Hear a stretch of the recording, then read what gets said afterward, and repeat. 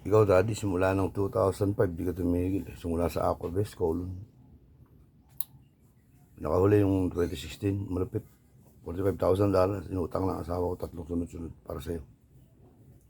Pero mga anak ko pinagtatrabaho yun, para may pambahon. Hindi ka tumitigil. Pamilya kami. May ambisyon yung mama, si Tonet, from 2009. Kailan lang yung bumukod sa amin nakatira yan. Nagpapamilya kami. Pambira kayo, parang hindi nyo alam kung ano gano'n, prinsipyo. Anong klase kayo? Ngayon, maganda ang buhay mo. Ano ba ginawa ng asawa mo sa akin?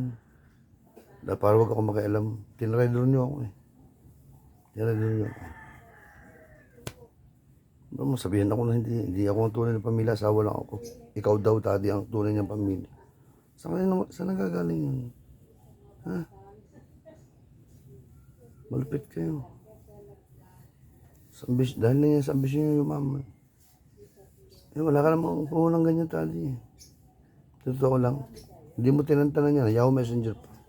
Kaya ko patunayan yan.